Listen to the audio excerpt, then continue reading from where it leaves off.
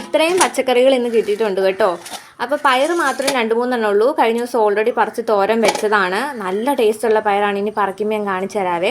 പിന്നെ കുറച്ച് വഴുതനങ്ങ ഉണ്ടായിരുന്നു. കഴിഞ്ഞ വർഷം നമുക്ക് കുറേ വഴുതനങ്ങ ഉണ്ടായിരുന്നു എന്ന് ഞാൻ പറഞ്ഞില്ലായിരുന്നോ. അപ്പോൾ ഞാൻ അന്ന് വഴുതനങ്ങ കൊണ്ടാട്ടം ഉണ്ടാക്കാൻ വേണ്ടിയിട്ട് ഞാൻ കുറേ പറിച്ച് അരിഞ്ഞ് ഉണക്കാനൊക്കെ വെച്ചതാണേ. പക്ഷേ ശരിക്കും ഉണങ്ങണതിന് മുന്നേ മഴയൊക്കെ പെയ്ത് ശരിക്കും ഉണങ്ങിയെടുക്കാൻ പറ്റിയില്ല, പൂത്തൊക്കെ പോയി.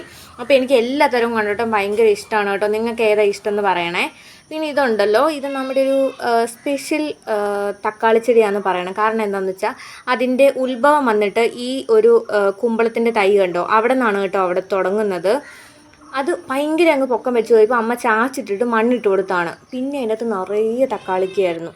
പിന്നെ അതുപോലെ തന്നെ ഞാൻ മുന്നത്തെ ഒരു വീഡിയോയിൽ ഞാൻ നമ്മുടെ വീട്ടിൽ നിന്നുണ്ടായ പടവലങ്ങയാണെന്ന് പറഞ്ഞ് ഞാൻ കറിയൊക്കെ വെച്ച് കാണിച്ചില്ലായിരുന്നോ. ആ പടവലാണിത്. ഇതിനകത്ത് നമുക്ക് 3ാമത്തെ പടവലങ്ങയാണ് കിട്ടുന്നത്. പിന്നെ നിറയെ ഉണ്ടായിട്ടുണ്ട്. അപ്പോൾ അമ്മ എല്ലാത്തിനും ഇങ്ങനെ ഈച്ച കൊത്താതിരിക്കാൻ പ്ലാസ്റ്റിക് കെട്ടി കൊടുക്കും. പിന്നെ നീട്ടം വെക്കാൻ വേണ്ടി നമ്മളിങ്ങനെ കല്ലൊക്കെ കെട്ടി തൂക്കിയിടില്ലേ, അതൊക്കെ ചെയ്യുവാണേ. പിന്നെ പീച്ചിങ്ങ ഉണ്ടായിട്ടുണ്ട്. പീച്ചിങ്ങയ്ക്കും എല്ലാത്തിലും ഇങ്ങനെ കവറൊക്കെ കെട്ടി കൊടുത്തു. പിന്നെ മത്തങ്ങ ഉണ്ടായിരുന്നല്ലോ, അതിനും ഈച്ച നിറയെ വന്നിങ്ങനെ കൊത്തു. അതിനൊക്കെ കവറൊക്കെ ഇങ്ങനെ ഇട്ട് കെട്ടി വെച്ചു കേട്ടോ. അപ്പോൾ ഒരു മത്തങ്ങ ഏകദേശം നല്ല വിളയാറായി കിടപ്പുണ്ട്. അത് വെച്ച് മത്തങ്ങ വിളയിച്ചതുണ്ടാക്കാൻ ആണേ നമ്മുടെ പരിപാടി. അപ്പോൾ ഞാനത് ഉണ്ടാക്കുമ്പോൾ കാണിച്ചു തരാം കേട്ടോ.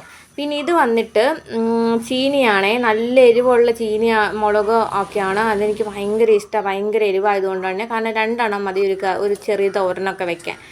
പിന്നെ അസ് യൂഷ്വൽ നമ്മുടെ ചീരയില്ലാത്തൊരു കളിയില്ല. ഇവിടെ ഏത് തരം ചീര വേണേലും ഉണ്ട്. പച്ച, ചുമപ്പ്, സുന്ദരി ചീര, മൈസൂർ ചീര, അങ്ങനെ എല്ലാത്തരവും ചീരത്തോരനില്ലാത്ത ഒരു ദിവസം പോലും ഇവിടെ ഇല്ല കേട്ടോ. പിന്നെ നമ്മുടെ വീടിൻ്റെ പുറകുവശത്തുള്ള കുറച്ച് തക്കാളി ചെടിയും കൂടെയാണ് ഇത്. ഇവിടെ നിന്നാണ് ഞാൻ ആ പച്ചത്തക്കാളി പറിച്ചത്. നിറയെ ഉണ്ട്, പക്ഷെ വെയിലായതുകൊണ്ടാണെന്ന് തോന്നുന്നു ഭയങ്കര സൈസൊന്നും അല്ല കേട്ടോ എല്ലാത്തിനും. അപ്പോൾ നിങ്ങളുടെ വീട്ടിൽ ഏതൊക്കെ തരം പച്ചക്കറിയാണ് ഉള്ളതെന്ന് പറയണേ.